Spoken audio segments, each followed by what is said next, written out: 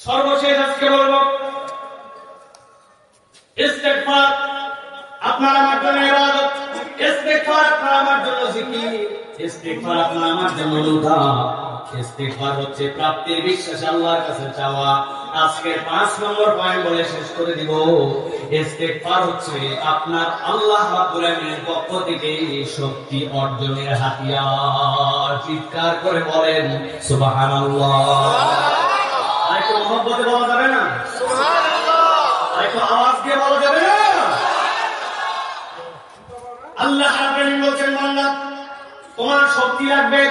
আমরা সকলেই শক্তি চাই, শক্তির বিভিন্ন লেয়ার আছে। আল্লাহ তুমি তোমার ইবাদত করার মতো আমাকে শক্তি দাও। শক্তির দরকার আছে কিনা? আল্লাহ দোকানদারিটা যেন পারফেক্ট করতে পারি, আল্লাহ দোকানদারি পারফেক্ট করার মতো আমাকে শক্তি দাও। আল্লাহ আমার বাচ্চা কাচ্চার জন্য রিজিকের জন্য আমি বের হই, আল্লাহ আমার চাকরিটা করার মতো আমাকে শক্তি দাও। কথা বলে কেমন রে ভাই? আপনারা স্বেচ্ছাসেবকরা কি করতেছেন? শুনে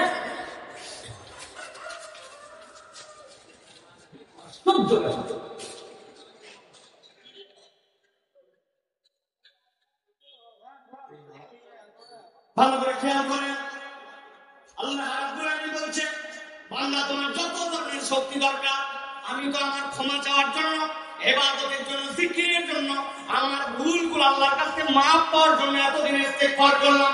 আল্লাহ বলছেন, না না নবী আপনি জানাই দেন, আপনার উম্মত যদি রূহানি শক্তি অর্জন করতে চায়, আপনার সন্তান যদি, মুসলমানরা যদি তাদের শরীরের মধ্যে কুওয়াতে জিসমানি চায়, শারীরিক শক্তি চাও তার শরীরে যদি চায়, আল্লাহ বলেন ইস্তেগফারের এমন পাওয়ার আছে, বান্দাকে আল্লাহ রাব্বুল আলামিন ইস্তেগফারের দ্বারা রূহানি এবং জিসমানি শক্তি আল্লাহ আতা করে দিবে।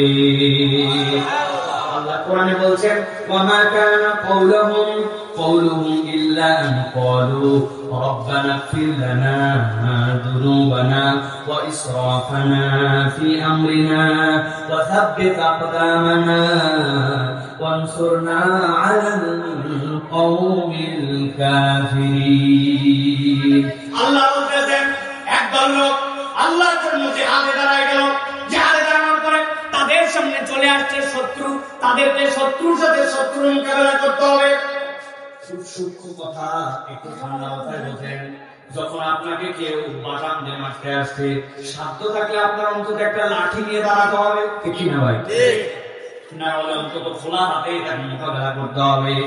লজিক বলে কেউ আপনাকে কামান নিয়ে মারতে আসছে, আপনাকে তার থেকে পাওয়ারফুল কামান নিয়ে আপনাকে মোকাবেলা করতে হবে। লজিক এটাই আপনাকে বলে যুদ্ধ যখন হবে তখন যুদ্ধের দিকে মনোযোগ দেওয়া, এটাই হচ্ছে যুদ্ধের মূল টার্গেট, ঠিক না? কিন্তু আপনি যদি ইসলামের ইবাদতের দিকে তাকায় দেখেন, অবিশ্বাস্য একটা ইবাদত দেখতে পাবেন। যুদ্ধের মধ্যে সালাতুল খাউফ, যুদ্ধের মধ্যে জিহাদ, ওই জিহাদের মধ্যে যে সালাতের জন্য দাঁড়াতে বলছেন আল্লাহ রাব্বুল আলামিন, তোমার যুদ্ধ সামনে তোমাকে মারতেছে, তীর নিক্ষেপ করতেছে, আল্লাহ বলছেন ওয়াক্ত হয়ে গেছে।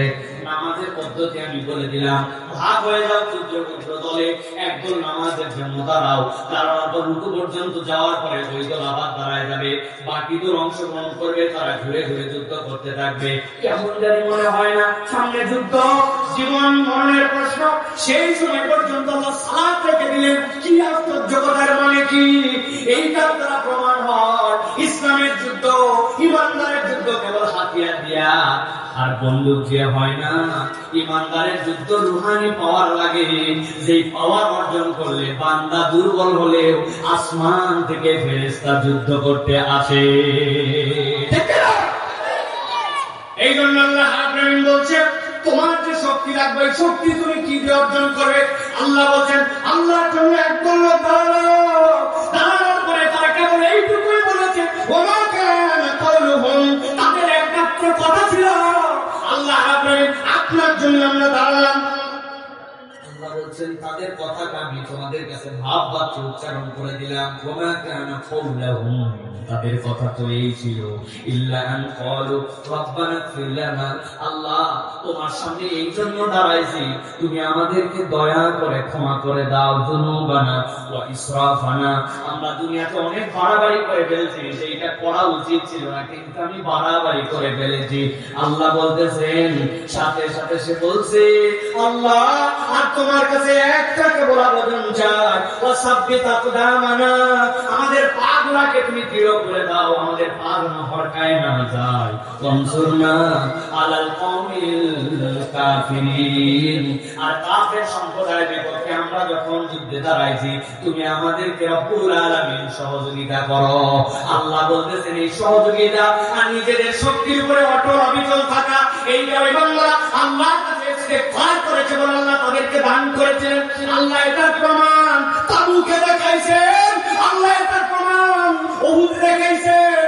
আল্লাহ নবীর সাহাবীরা বলছে, ইয়া রাসূলুল্লাহ, ওই লোকগুলো কারা চিনতাম না, দেখলাম খেজুরের ডাল পাতা পর্যন্ত নাই, শুধু এরকম বাড়ি মারে ঘর থেকে কল্লা আলাদা হয়ে যায়, কারা কারা ইয়া রাসূলুল্লাহ?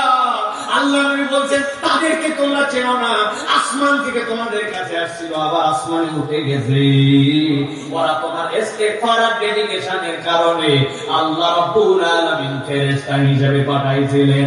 চিৎকার করে জিজ্ঞাসা করবো, এক বাক্যে উত্তর দিবেন, সেই আল্লাহ উহুদে ছিলেন, সেই আল্লাহ বদরে ছিলেন, ওই আল্লাহ কি এখনো আছে না নাই? আছে। সেই আল্লাহ বদরে উহুদে ফেরেশতা পাঠাইছিলেন, ওই আল্লাহ ঈমানদারের জন্য এখনো কি ফেরেশতা পাঠাতে পারেন কিনা? কিন্তু দুর্বলতার জায়গাটা ওই জায়গায়, ওই সময়ের মানুষ যে ঈমানদার ছিল, ওই সময়ের মানুষ যে আল্লাহর কাছে ডেডিকেটেড ছিল, আমার ঈমান আর আমার ইস্তেগফারটা ওই লেভেলে হয় না। ঠিক না?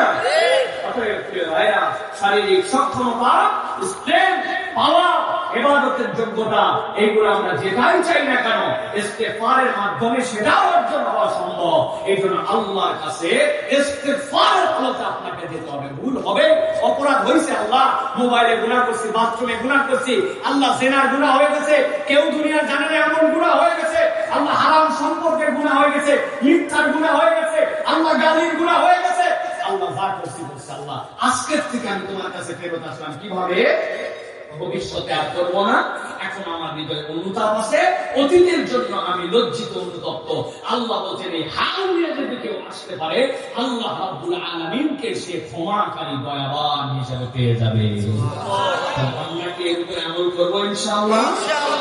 ইনশাআল্লাহ আমরা এটার জন্য প্রচেষ্টাকারী হবো তো ইনশাআল্লাহ। আল্লাহ আমাদের সকলের নেক মাকাসিদগুলো পূরণ করে দেন। আল্লাহ আমাদের আজকের আশা ভরসাকে কবুল করে নেন। এই চমৎকার আয়োজন যেখানে আমার ভাইরা আসলেন, আমি তো অবাক হয়ে গেলাম।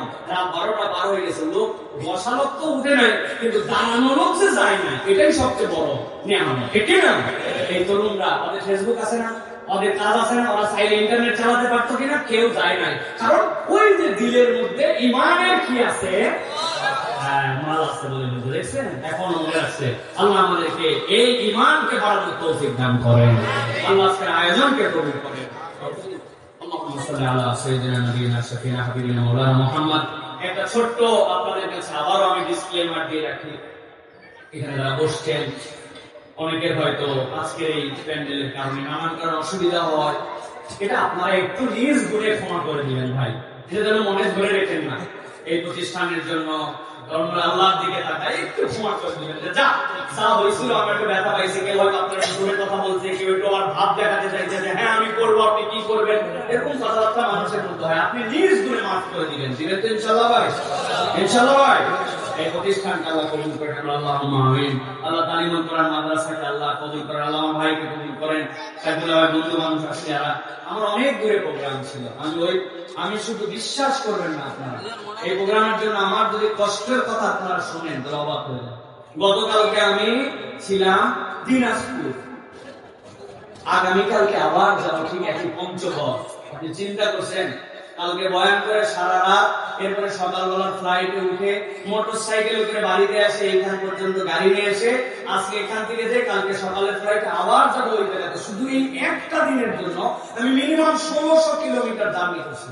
আমি দুর্বল মানুষ, তারপরে মহব্বত বলছে, ওয়াদা রাখতে হবে, এই জন্য চলে আসছি। এই জন্য আপনারা আমার জন্য দোয়া করবেন, ভাইয়ের জন্য দোয়া করবেন। আল্লাহ রাব্বুল আলামিন আমাদের সকলকে ক্ষমা করে দেন। আল্লাহুম্মা আমিন।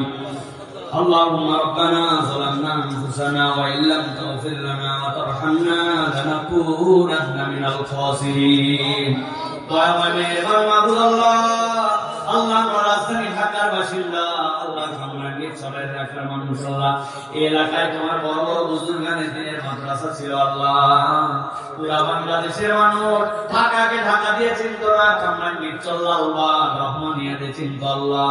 আল্লাহ দয়া করে মেহেরবানি করে আল্লাহ সেই এলাকায় মাদ্রাসা, সেই মাদ্রাসার ছাত্রদের শেষ সবক এখানে হয়েছে আল্লাহ। ছোট্ট ছোট্ট বাচ্চারা হাফেজে কোরআন হয়েছে, আলেমরা কথা বলেছে আল্লাহ। আমরা কোরআন থেকে ভুলভ্রান্তির মধ্যেও কিছু কথা উপস্থাপন করেছি আল্লাহ। আমার সাথে হাফেজেরা, আলেমেরা, আল্লাহ মুফতিরা, মুহাদ্দিসরা, আল্লাহ দাড়ি পাকা হাজিরা, গাজিরা, গুনাহগার সবাই হাত তুলেছে আল্লাহ।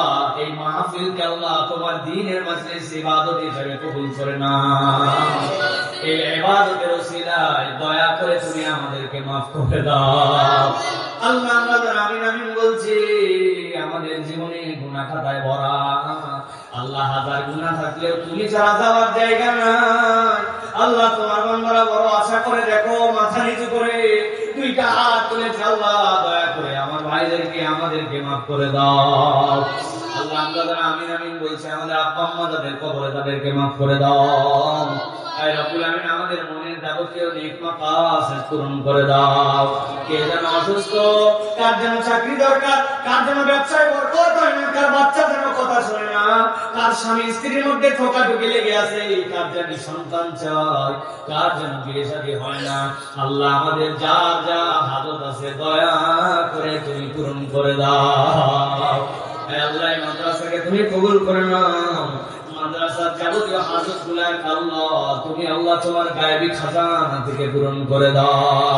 আজকে আয়োজন বাস্তবায়ন করতে যেই ভাইদের দোকান বন্ধ রাখতে হয়েছে, যাদের চলাচল অসুবিধা হয়েছে আল্লাহ, এদের সকলকে তুমি আল্লাহ দুনিয়া ছেড়ে সম্মানিত করে দাও আল্লাহ। কোরআনের এই হালাকার জন্য আল্লাহ তাদের এই ত্যাগ তিতিক্ষাকে মূল্যায়ন করার মতো আমাদেরকে তৌফিক দিয়ে দাও আল্লাহ। তোমার কাছে শেষ ফরিয়াদ করি আল্লাহ, দুইটা আমাদের সকলকে জীবনে একবার কাবা দেখায় দেখায় নামাজ পড়ায়ো, একবার তুমি নবীদের রওজা তারে সালাম দেওয়ায় আল্লাহ। আর আল্লাহ অনেক কিছুই দেখলাম এই বাংলাদেশে আগামীতে আল্লাহ ইসলামী খেলাফা, ইসলামী শাসন তুমি ব্যবস্থা করে দাও আল্লাহ। তোমার কোরআনের বিধান অনুযায়ী দেশ চালানোর মতো যোগ্য মানুষ, যোগ্য বুঝ মানুষদেরকে দান করে দাও আল্লাহুম্মা আলাইকা তাওয়াক্কালনা ওয়া ইলাইকা আনাবনা ওয়া ইলাইকাল মাসীর। সুবহানা রাব্বিকা রাব্বিল ইজ্জাতি আম্মা ইয়াসিফুন ওয়া সালামুন আলাল মুরসালিন ওয়ালহামদুলিল্লাহি রাব্বিল আলামিন। واجعل آخر كلامنا عند الموت بحق لا إله إلا الله محمد رسول الله.